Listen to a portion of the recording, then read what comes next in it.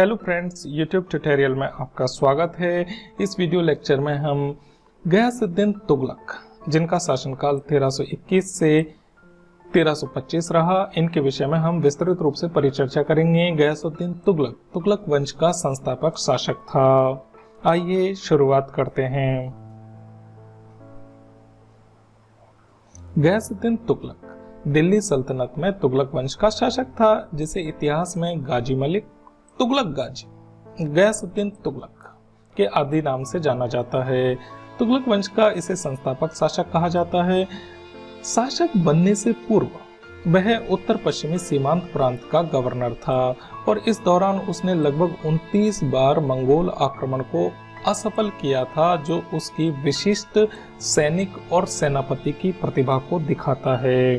वह दिल्ली सल्तनत का पहला शासक था जिसने अपने नाम के साथ गाजी शब्द को जोड़ा था। गयासुद्दीन तुगलक के पिता एक गुलाम थे, इस कारण इनको शासक बनने में विशेष रूप से कठिनाइयों का सामना करना पड़ा।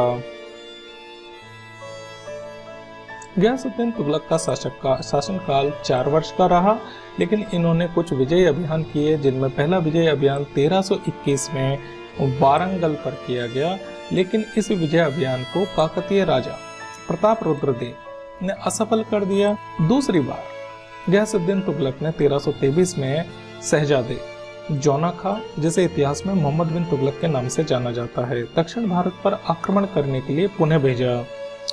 जौना खां ने वारंगल के काकतीय वंश और मदुरा के पांड्य राज्यों को पराजित करके दिल्ली सल्तनत में शामिल कर लिया। इस प्रकार गयासुद्दीन तुगलक दक्षिण भारत के राज्यों को दिल्ली सल्तनत में मिलाने वाला पहला शासक था। गयासुद्दीन तुगलक ने वस्तुतः कैश नियंत्रण की नीति को अप्रत्यक्ष नियंत्रण की नीति को प्रत्यक्ष नियंत्रण की नीति में परिवर्तित करके महत्वपूर्ण बदलाव किया।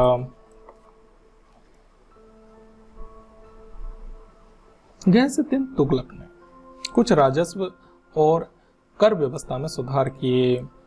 गयासुद्दीन तुगलक ने कृषि को प्रोत्साहन देने के लिए किसानों के हितों पर विशेष रूप से ध्यान दिया।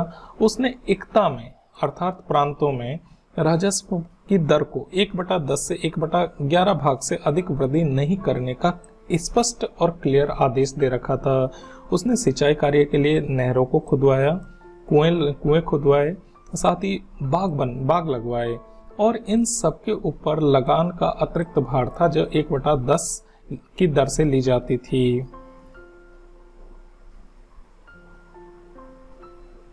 गयासुद्दीन तुगलक ने कुछ सार्वजनिक कार्य किए, जिनके तहत उसने कुछ किलों का निर्माण किया, पुलों का निर्माण किया, नहरों का निर्माण किया। सल्तनत काल में डाक व्यवस्था को सुदृढ़ करने का श्रेय गयासुद्दीन तुगलक को जाता है।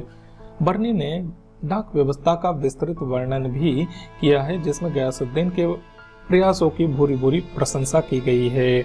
गयासुद्दीन तुगलक ने एक महत्वपूर्ण परिवर्तन करते हुए यह किया कि राजकीय ऋणों की वसूली न होने पर शारीरिक यातना जो दी जाती थी, अब तक उसे पूर्ण रूप से समाप्त कर दिया। गयासुद्दीन तुगलक वस्तुतः कट्टर सुन्नी मुसलमान था। उसकी इस्लाम धर्म में गहरी आस्था थी।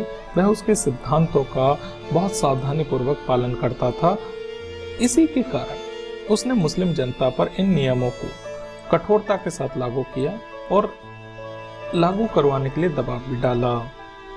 हालांकि वह बहुसंख्यक धर्म के प्रति शत्रु भाव नहीं रखता था, किंतु उनके प्रति दयावान भी वह नहीं था। गयासुद्दीन तुगलक बंगाल अभियान से लौट रहा था, तो लौटते समय 8 किलोमीटर की दूरी पर अफगानपुर में एक महल का निर्माण कराया गया। इस महल का निर्माण जौना खां अर्थात मोहम्मद बिन तुगलक के निर्देश पर अहमद अयाज ने करवाया, और इस महल का निर्माण लकड़ियों से करवाया गया था। सुल्तान गयासुद्दीन ने जैसे ही महल में प्रवेश किया, कुछ समय बाद यह महल गिर गया और इसमें दबकर सुल्तान गयासुद्दीन तुगलक की मृत्यु हो गई।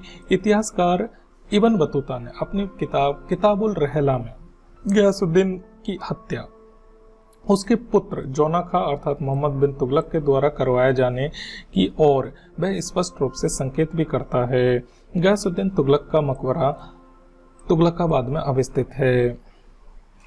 इस वीडियो लेक्चर में हमने गयासुद्दीन तुगलक के विषय में विस्तृत परिचर्चा की। Thank you so much.